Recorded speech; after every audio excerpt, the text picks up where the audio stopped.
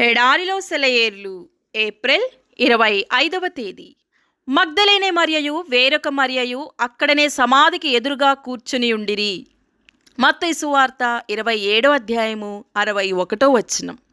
విచారం అన్నది ఎంత అర్థం లేని విషయం. అది నేర్చుకోదు, తెలుసుకోదు, కనీసం ప్రయత్నించదు. ఈ మరియలిద్దరూ కుమిలిపోతూ ప్రభు సమాధి ద్వారం దగ్గర కూర్చొని ఉన్నప్పుడు ఇప్పటిదాకా పునరుద్ధానోత్సవాలతో జయార్భాటముతో గడిచిన ఈ 2000 సంవత్సరాల గురించి వాళ్ళకేమైనా తెలుసా? మా ప్రభు వెళ్ళిపడిన ధ్యాసే గాని దాని వెనక ఉన్న పరమార్థాన్ని ఏమన్నా గ్రహించారా? వాళ్ళకి దుఃఖ కారణమైన క్రీస్తు మరణం ద్వారానే మనందరి విమోచన కారణమైన జయశీలి క్రీస్తు లేచాడు. లెక్కలేనన్ని హృదయాల అంగలార్పులో నుండి పునరుద్ధానం చిగురించింది. అయితే శోకోపహతులైన ఆ స్త్రీలు మరణ బీజాన్నే చూస్తున్నారు కానీ శాఖోపశాఖలుగా విస్తరించనున్న పునరుద్ధానపు మొలకను గమనించడం లేదు. తాము ఏ సంఘటన తమ ప్రభు అంతిమ శ్వాసగా భావించారో ఆ సంఘటనే లోకాధిపతిగా ఆయన అభిషేకానికి నాంది అని గ్రహించడం లేదు.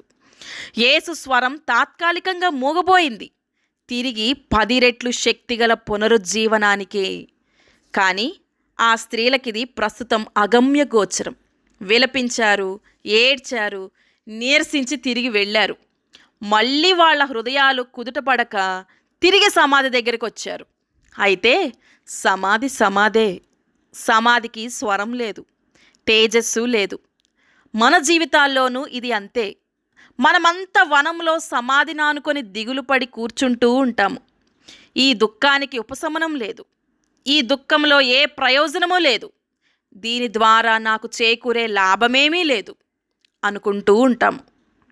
కానీ మన లోతైన దుఃఖం వెనుక, అతి భయంకరమైన ఆపద వెనుక క్రీస్తు నిద్రిస్తూ ఉంటాడు తన సమాధిలో, విజేతగా తిరిగి లేవడానికి.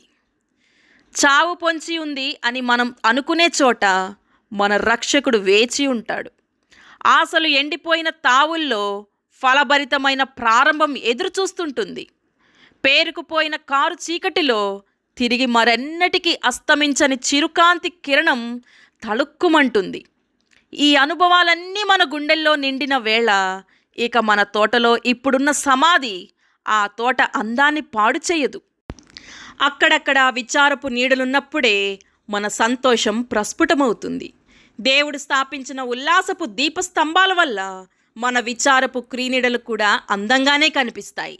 ఆ నీడల్లో పూసిన పూలు ఇంపుగా కనిపించకపోవచ్చు, వాటిని కోసి మాల కట్టడానికి మనకు ఇష్టం లేకపోవచ్చు. కానీ అవి ఆత్మపుష్పాలు.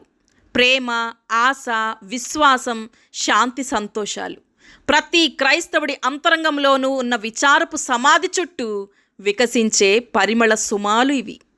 శోకాల కాలిబాట, క్రీస్తు విశ్రమించిన చోట, గులాబీలు పూయవు ఈ తోట, ఇది ముళ్ళబాట. పరలోక దీవెనల గరిక పూలు వికసించాలంటే ఈ చోటే మేలు. ఈ బాటలో సిలువ మోసినవాడు రాకుమారుడవుతాడు ముందునాడు.